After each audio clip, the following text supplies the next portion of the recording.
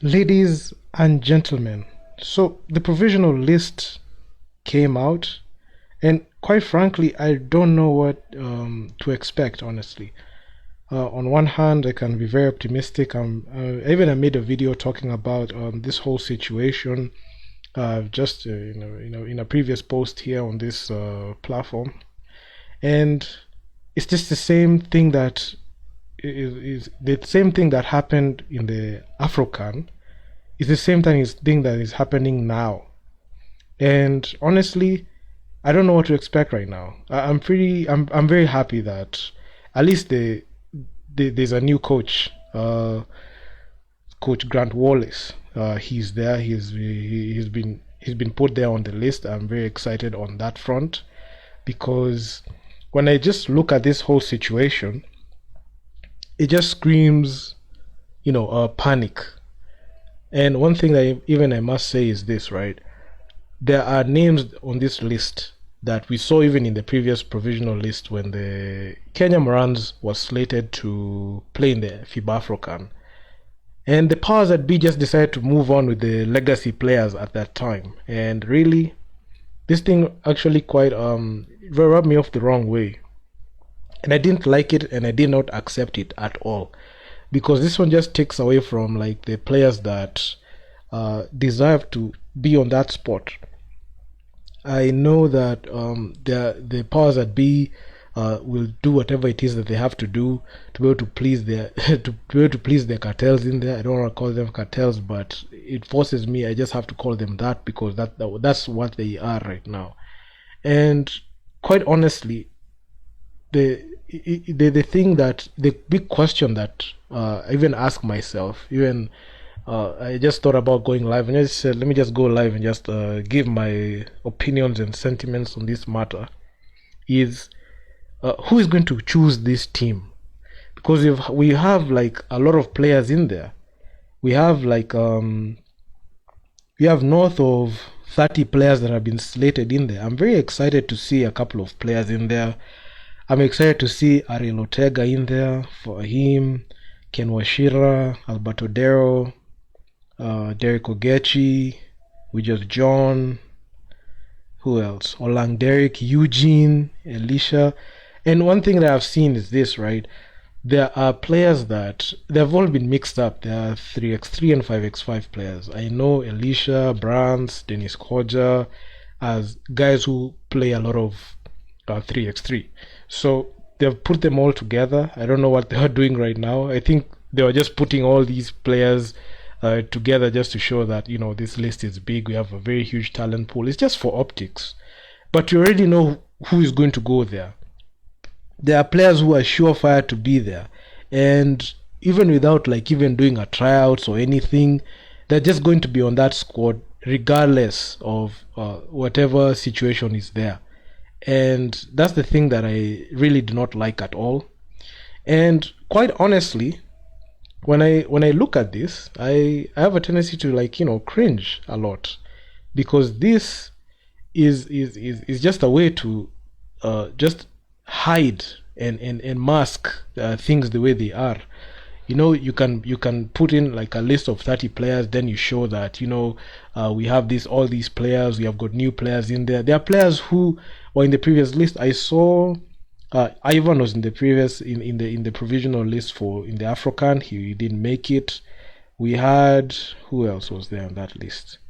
We had a couple of players, but the thing is the culture that the Kenya Morans have created, even like the way that they operate, has led to people not being able to buy into what they are trying to do or even say. And they have rubbed a lot of people the wrong way. And even in the basketball community, you can see they can put your name there on the list and they have not even consulted you. They've not reached out to you. They have not said, we want you to play for us. They won't even say anything. They'll just be there and just put you on the list. Then you might think that they have reached out to you so that they can put you on the list. The best thing that should happen is we are supposed to reach out to the player first. I don't know if they have done this because you can see a guy like Talongwa, he said that he's not going to play for the Kenya Morans. He said that. He quit the Kenya Morans after like Coach Liz Mills departed. And since then, even in the Afrocan, in the lead up to the Afrocan, there were people were speculating that, oh, Tyler is gonna play. No, he's not gonna play. Even he didn't play. And there's that thing that they just keep putting these players. Some players have said that they don't want to play. They won't even want to pick up the call. You saw Dismas in their previous list. He wasn't even picked up to go for that FIBA Afrocan campaign. They went ahead and chose like players that they chose the legacy players. The legacy players, Victor Bosire, Desmond Owili, Joel Awich, Griffin Ligari, Ariel Okal. I don't even know why Ariel Okal is in this squad. I do not know. I do not understand why. Who else?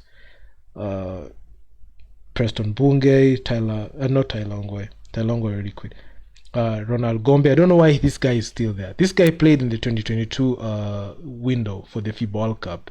For those 2 games, he was hot garbage, man. He was hot garbage on there. So I don't even understand why they're bringing this player on. All right. Then looking at who else was there? I'm seeing Bramwell. Bramwell, he had a decent start in there, which was actually quite commendable. It was actually quite good. Who else?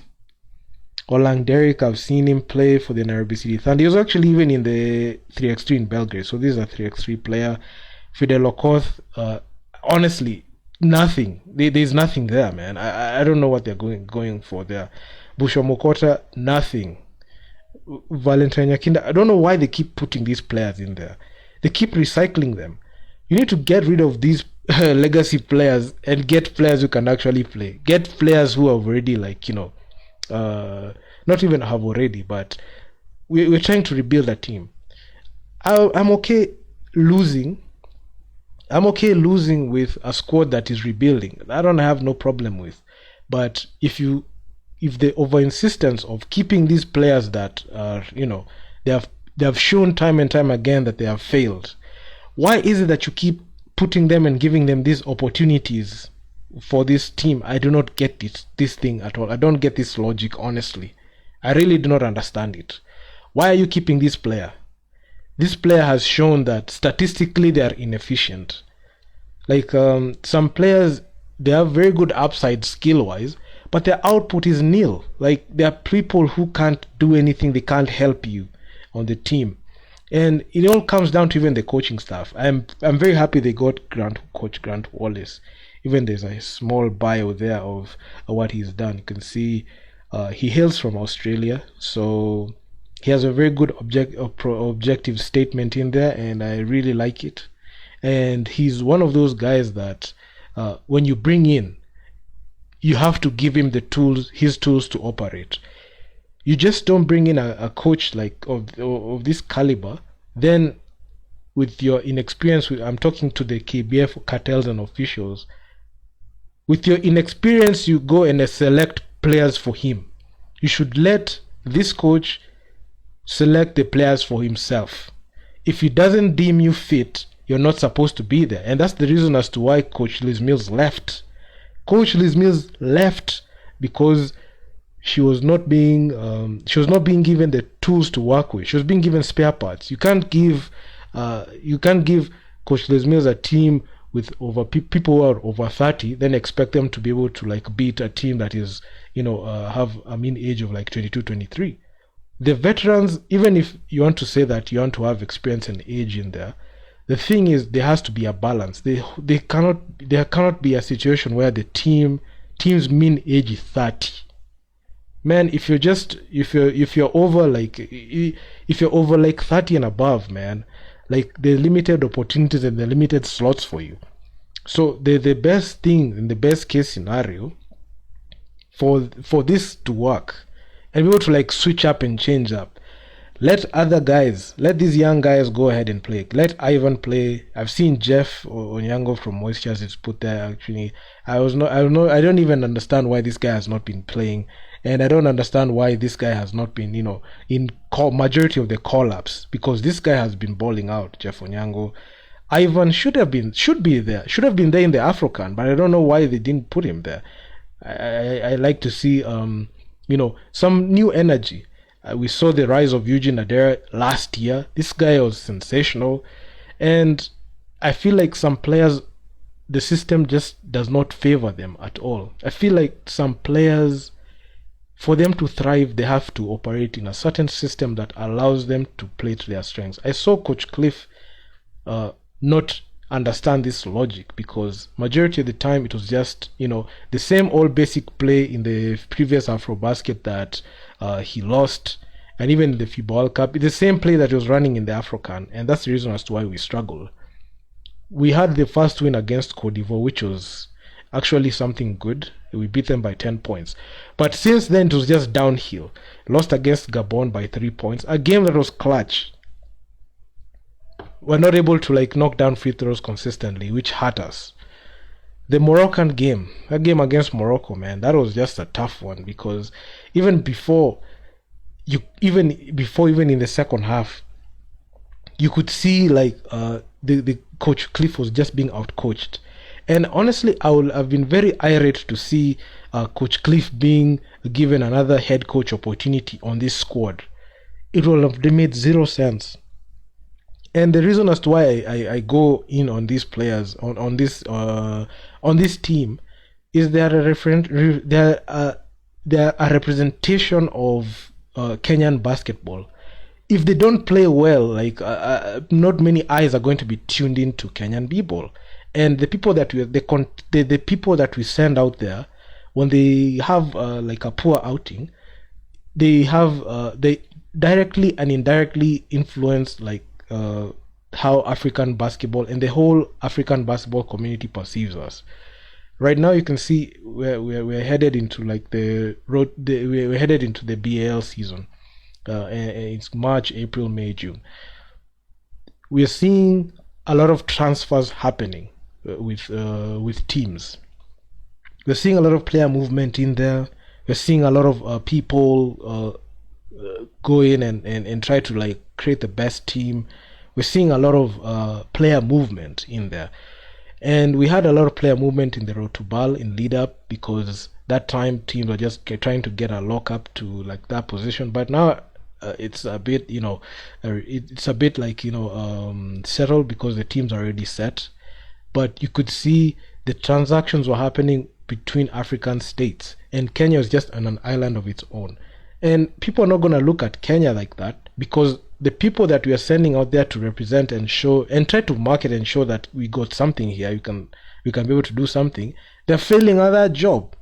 And it's sad, because I keep mentioning this, whether they like it or not, the Kenyan jersey is something that is national pride. And when you embarrass Kenya using that jersey, you're not supposed to play for that team ever. You're not supposed to be able to be allowed to play for that team. If you know that you have played in the AfroCan and in the AfroCan, Afrobasket, FIBA World Cup qualifiers, and you have had very poor performances and poor outings, your name should not be on that list. Your name should never be on that list at all. You shouldn't even be there, because you have shown that you can't do anything. There are players, even when I say legacy players, I say legacy players because they are legacy players. There are players who have been there in the team and have showed they can do absolutely nothing to be able to even get anything right. And that's the reason as to why I go in on them like this.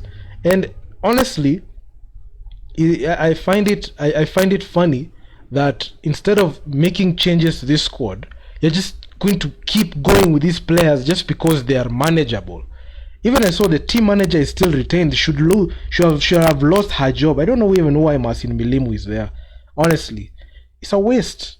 We're going to waste another opportunity.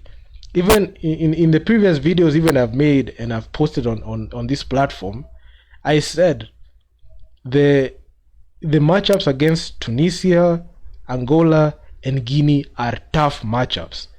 Quite frankly, I foresee a scenario where you can even go 3-0-3 if the powers that be, the KBF officials and the executive committee that has the task, and even the coach, when they go and go past what the coach has selected, and they bring their own team that they want to select, and we lose. My God, it's just you're you're a warrant. There's a warrant towards you being, being called out, because that's what happened last year. We saw a situation where the team was already selected. This is just a formality, honestly.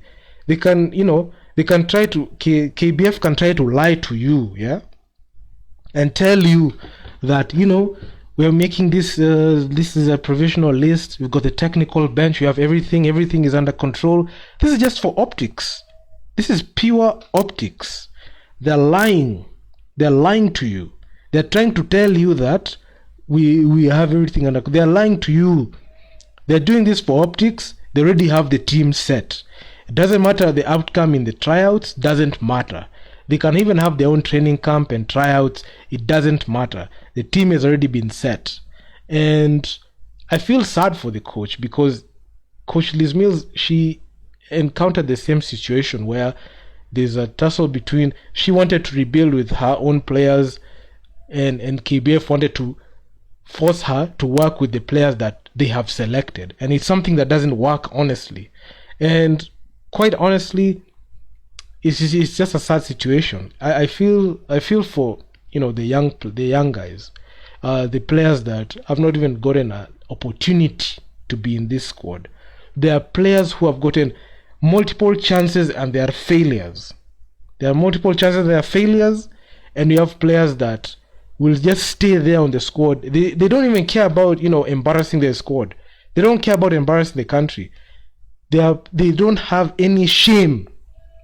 They have no shame in embarrassing Kenya when it comes to FIBA contests. They will come out and try to tell you that, stop talking about the Kenya Morans like that, all that jazz, all that. But the thing is, these people are okay embarrassing the country.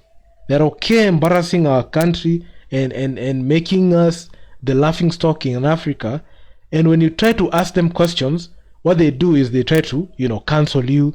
They say that you're gonna discredit you, all that shit. So the thing is, this is for optics.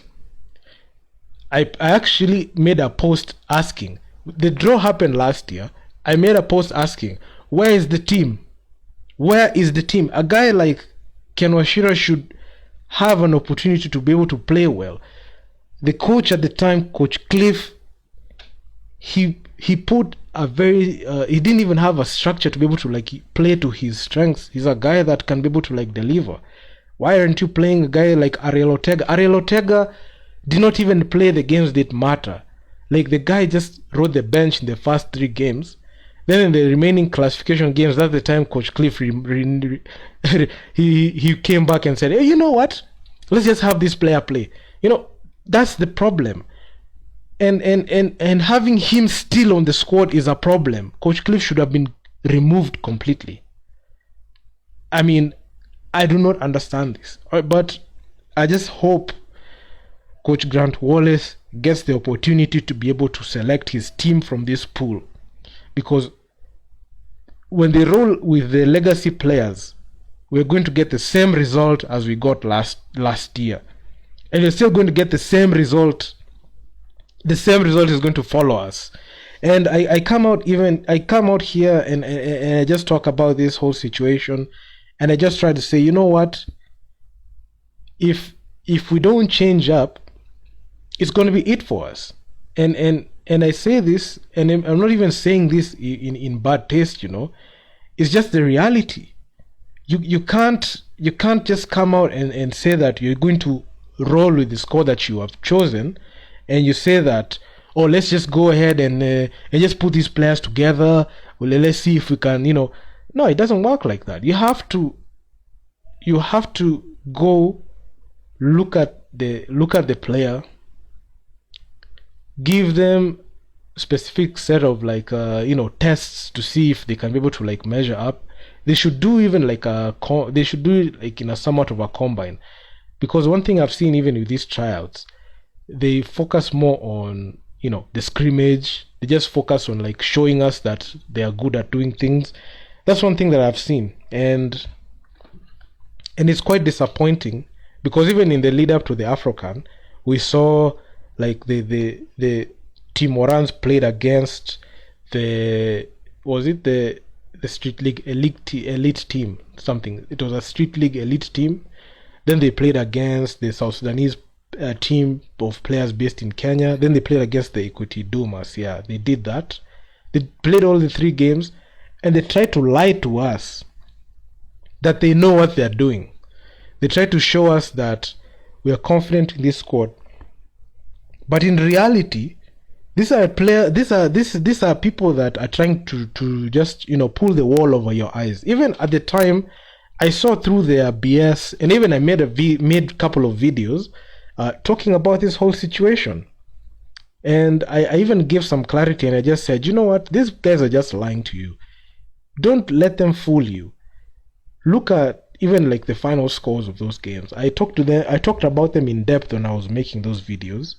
And when I mentioned them, people came out and called me and said about a lot of things. But in reality, if you look at even the matchups right now that we have, even I'm not even looking at the AfroCan, because not many teams even pay attention to the AfroCan like that. But if you look at these games that are happening right now, in the games are gonna happen, not even right now, but in the Afrobasket, teams are gearing up towards winning as much games as possible so that they can qualify and lock up a position in the Afrobasket. All right. Let's look at Tunisia. Even I made videos about them. Tunisia are the defending champions. There is no way Kenya can beat Tunisia. Kenya cannot beat Tunisia. If I said Kenya can beat Tunisia, I would be lying to you. They are the defending champions. They are yet to lose a game in the Afrobasket. They went and swept every single team that they matched up with. They never took a loss. None. And they went ahead and won it all. And they are the back-to-back champions. All right. That's Tunisia. Let's look at Angola. Angola, not only did their team make the FIBA World Cup, Angola is a squad that has beef with Kenya, considering the fact that we talked a lot of smack, especially beating them by 1 point in the 2021 Afrobasket Qualifiers. That buzzer beater, they still remember. And in any given situation that Kenya matches up with Angola are just going to unleash on Kenya. They're going to unleash and hurt us badly. And I don't think the squad as we speak, we are prepared for it. I don't think so. They have done nothing to be able to convince me otherwise. All right, let's go to Guinea. So Tunisia and Angola, those are games that I don't think Kenya can win. All right, you might think that Guinea, we can be able to beat them, but statistically we can't beat them. We have lost on paper we can't. We are too flawed. Kenya is too flawed. Kenya has so many problems. I don't think we can be able to beat a team like Guinea. So who's left? Nobody. So given that situation, we are even lower in power rankings. When I was looking at the FIBA Afrobasket and FIBA World Cup qualifiers, we are low in power rankings. We are not a threat. And teams are happy seeing us because we are happy wins. We're easy wins. We're the easiest team to beat. We are the easiest. When they look at us at the fixture, they laugh because they're like, this is a team that you can take on quite easily. You can take them apart quite easily. So those are the things that I come out and say, and people take them on. They take it and say that, you're hating on the team, you don't respect the team. But if you look at it, if you don't pay attention to the facts and the stats, you're gonna get lied to. And I just said, you know what? Let's just talk about this and let's just be honest about it. I don't think we have a chance against beating Angola, Tunisia, Angola, and Guinea. It's very difficult. And I've even mentioned the points that make it. We have two teams that are the strongest teams in there. They're teams that have made they have made the continent proud in various ways. Look at Tunisia. Tunisia, in the last game, in the last classification game, in the AfroCan, we blew leads 4 times. We kept blowing leads like 4 times. And it was a classification game. It's not a game that they were going to go ahead and make the finals. It was a game that was just there to, they were just playing the game to just get a good ranking. And with that one, we still couldn't get the job done. So what does that communicate? Even with the squad that they had like last time, that they were just praising, you could see what they were doing on social media. They were really, hyping up the squad, trying to get that good energy in there. But the reality was, we couldn't do anything significant in the AfroCan or in the AfroChan. We couldn't do anything. And that's the reason as to why we finished 6th. And finishing 6th in the AfroCan, given all the hype that they had on themselves, meant that when we go to the next AfroChan, we will go through road to AfroChan so that we can get to the actual AfroChan. So we made a mistake with that squad and that roster, and I would feel sad to see some players who played there and they played poorly, and we covered them here on this network, get an opportunity to go ahead and play again. That is something that we should not allow.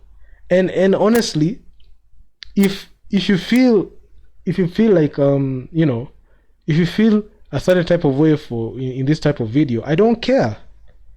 I know there are a lot of federation people who are here on this live, and they're just going to go and send this link to whoever they're going to send to. I really don't care. Expect this year, because this year we're just coming on everybody, because I really do not like it when people try to discredit an opinion. They have not done the legwork, they have done the research, they have not done any background checks on these players.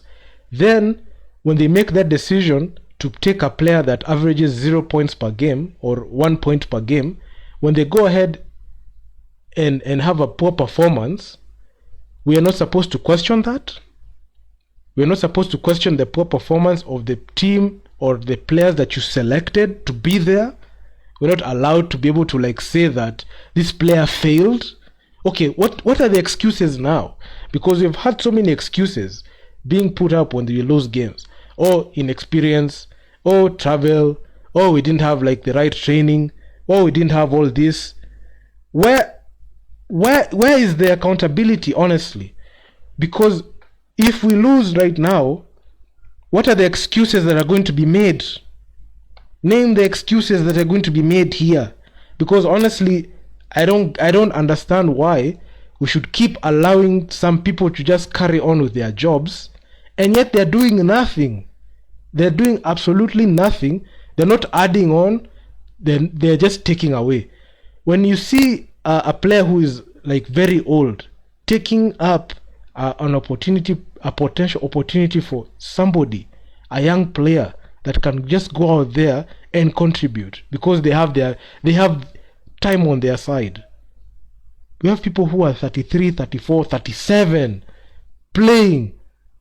Why do you need to play? I mean, why are they playing there? Give an opportunity to somebody else. Why are we giving some same players opportunities to play and they have shown that they can't do anything, they can't contribute? Why do we feel like we need these players in there? Then if the federation goes ahead and puts these players in there, put them in there, we are not supposed to question their performance. Why? The last time I tried to question the Kenya Morans performance, what did they do? They removed me from the Facebook group.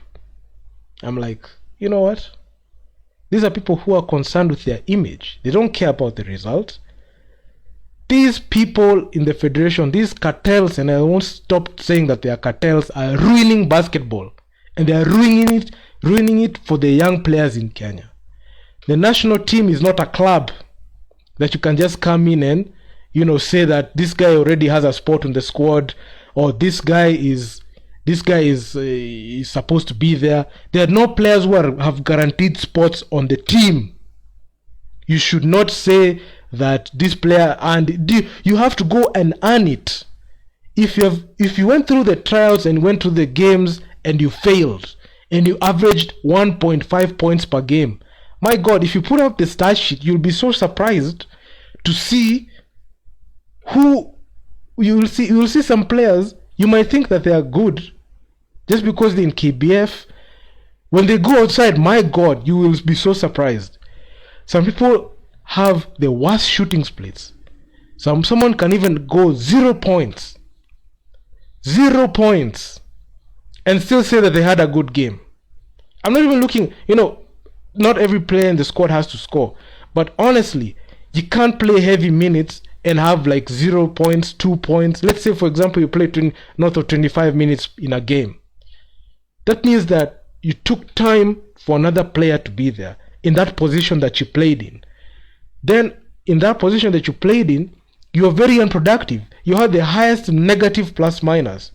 Then, you come out and start justifying and saying, oh, I deserve to be in that squad. Why? Why do you deserve to be on the team? Why do you deserve to be there? Answer that question. There are things that we have to get real on. Because these guys are going to do the same thing with the Afrobasket.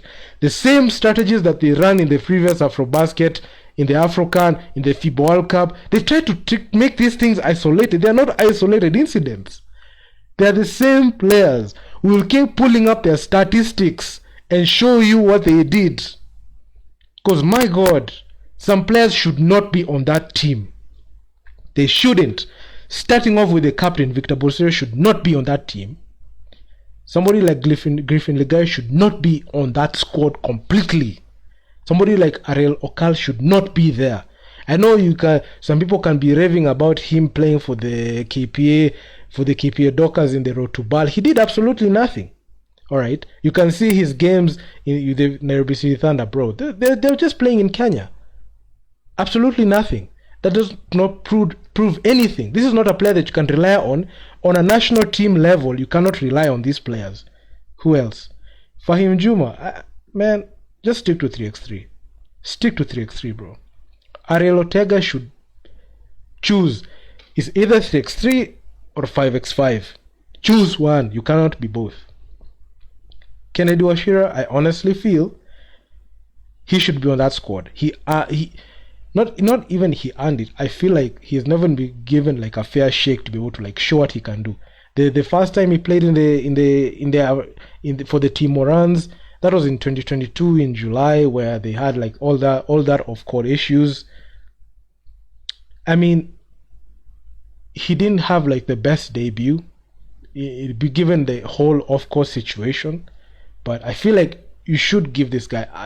I feel like with the right coaching, he can be able to do that. Preston Bungay should not be on that squad. Alberto Dero this guy should be on that team 100%. But he has to choose between 3x3 and 5x5. I didn't understand why he played in 3x3, honestly. Alberto Dero, his productivity in 5x5 is good. We should have him on the squad. Tyler Ongwa, he retired. He said he doesn't want to be there. Ronald Gombe should not be on that squad. I don't even know why his name is there. Ambaka Legeram, I don't know who this player is, honestly. Quite honestly, who is this person? Derek Ogechi, 150% should be on the squad. He actually should be on a flight back to Nairobi. He should be on training camp here. Wiggins John should give this guy a chance. He has been balling well with KPA. Should give this guy a chance. Bushwa Mukota, honestly, the only thing that Bushwa Mukota right now has is length and height. That's the only thing he has. He has no footwork. He has no basketball IQ. Nothing. Why is he still on the squad? I do not know. Why did he pop up in this list? I do not know. I don't know why he's on the list. Ask me, why is this guy on the list? Why is he on the list? I don't get it. Valentine Yakinda should not be on the list. I don't even know why he's on the list.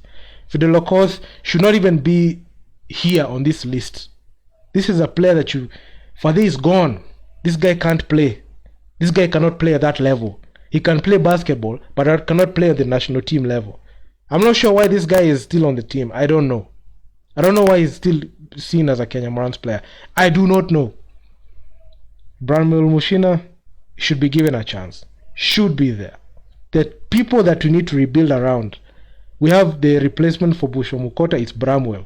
So get rid of Bushomukota, put in Bramwell in there. Peter Sifuma, you have to see what this guy can do. I've not seen a lot of him. Olang Derek, man, you just have to choose between 3x3 and 5x5. You can't be both. Choose. Eugene Adera, yes, put him in the squad. He should be number 1 on the squad.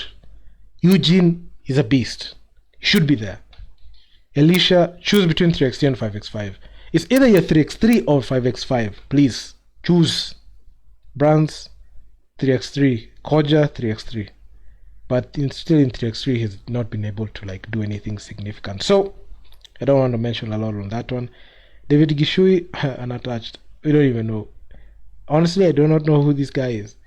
Evan Sojuang, my God, they're just putting everybody in here. Dismas, put him on the squad. Get this guy on there. He has shown, even when he plays for the Thunder, he can do something. Ivan should give this guy a shot, and also Jeff. So even the guys that I will even given, the people even from this list, they should give a squad, they should give a spot and give them a chance to be able to play. Ariel Ortega, that's number 1. You should put Kennedy Washira there, Albert Odero, Derek Ogechi with just John, Bramwell. You should put Eugene in there. You should put Dismas. You should put Elisha as well, and Ivan and Jeff. So you just have to put all these guys in there, because honestly, give priority to people who, number 1, their age. You have to check their age first.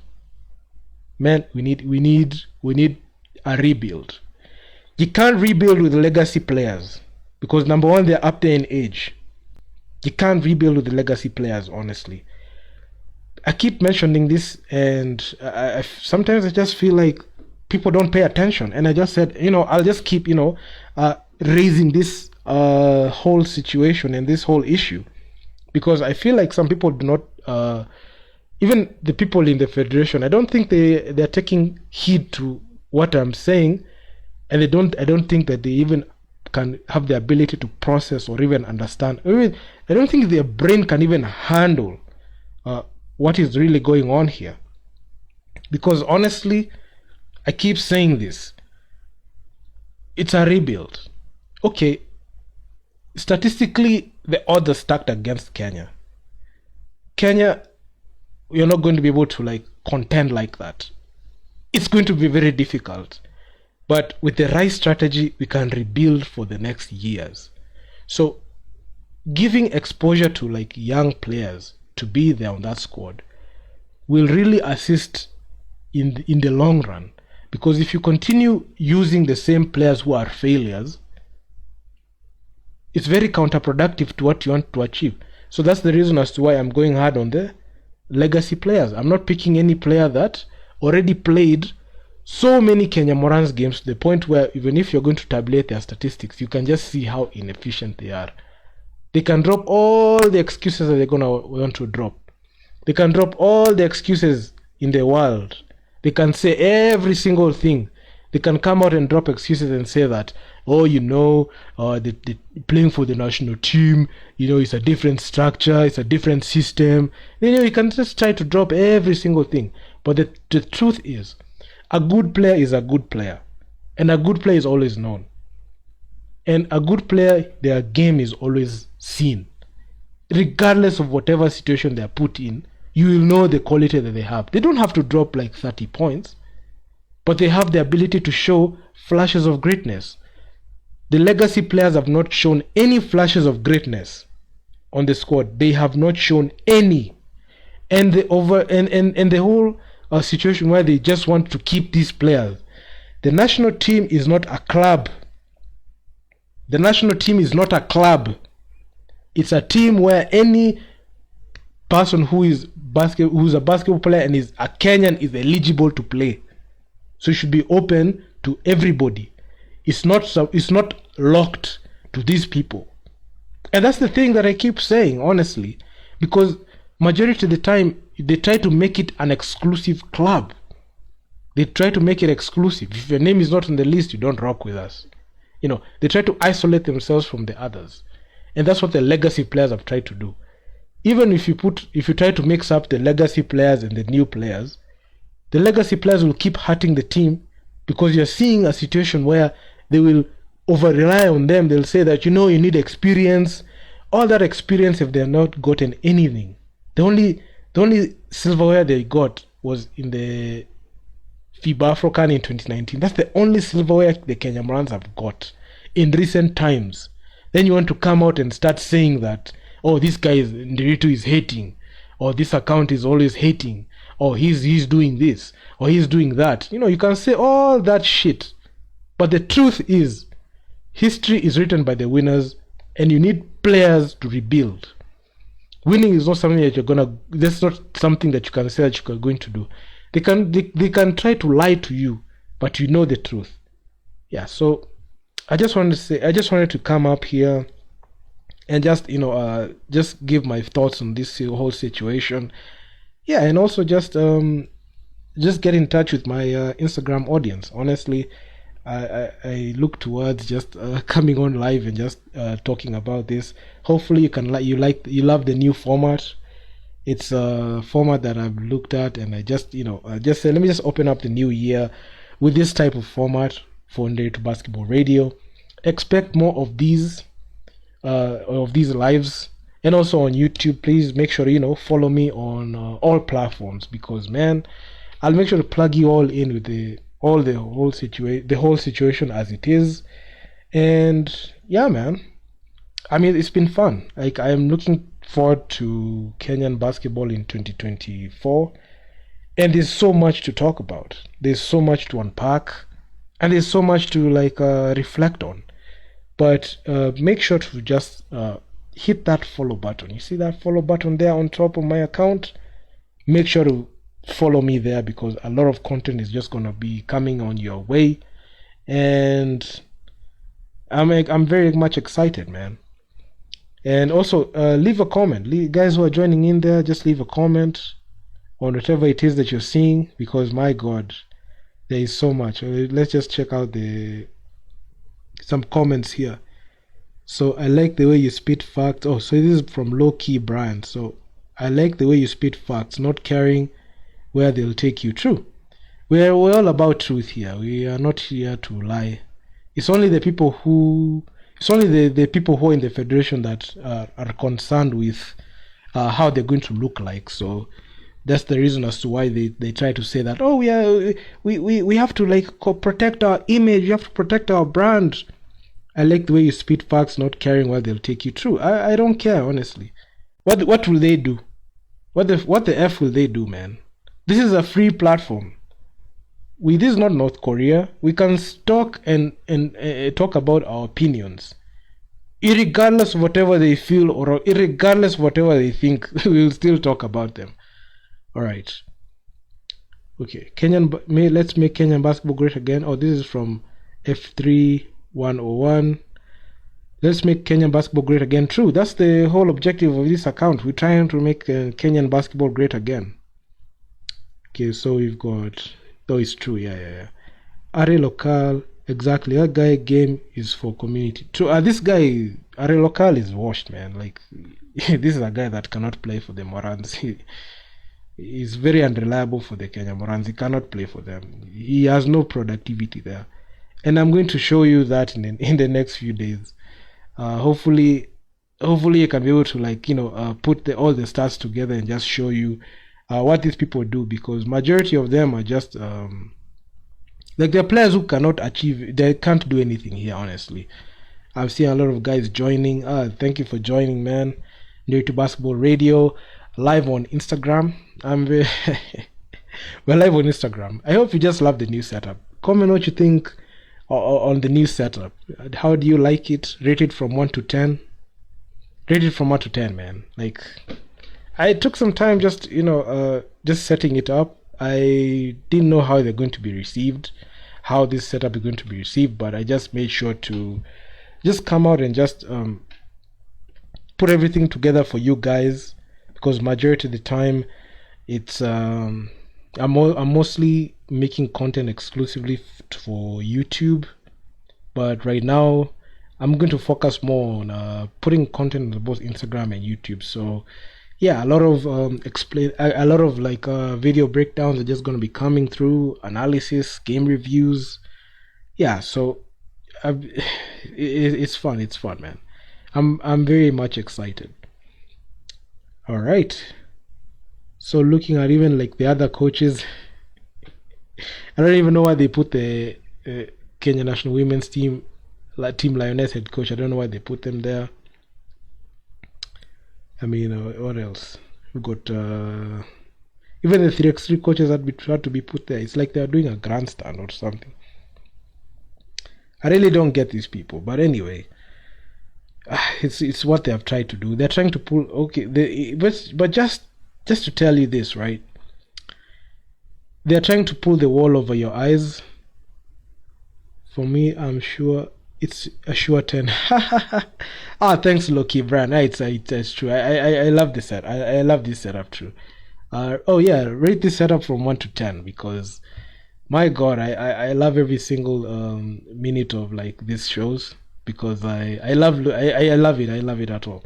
I love it like that much. So in closing, I just feel like these people are just trying to pull the wool over your eyes.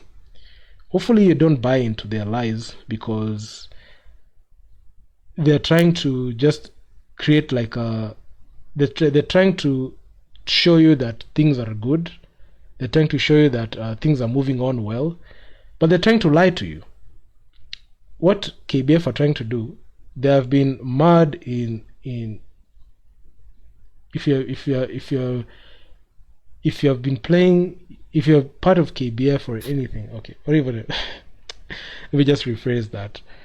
If you're part of KBF, they try to lie to you that everything is okay, and they try to cover up things.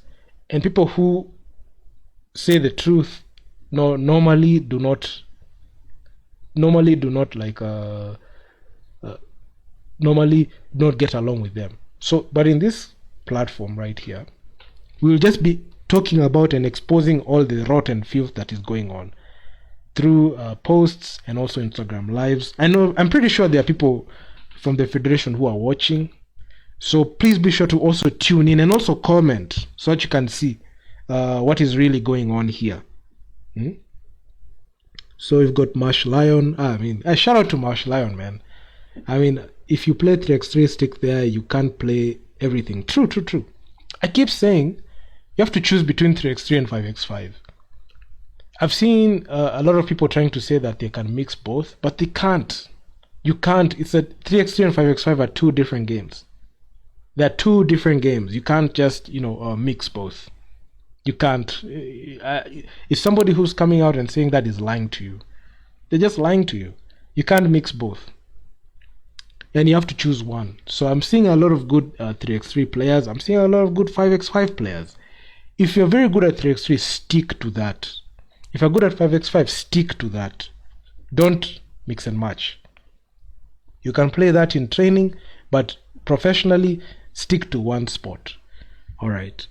We've got Loki Brian. He replied, "Tell them, man, we got to build a huge and many players for the future. Build huge and many players for the future also." Whatever you're saying, man. But honestly, I just love these live streams. I will be doing majority of these, so stay tuned to these as well. I mean, my God, you've been going on for 50 minutes. Ha! So and if you wanted to show up on the live stream and just want to have a chat, make sure to reach out to me through DMs. We set it up, and we can talk about things the way you want to talk. We wanted to talk about them. So yeah, man. That's all I have to say about that right now. And hopefully you can be able to see whatever new information is going to come out. So I'm out. Peace.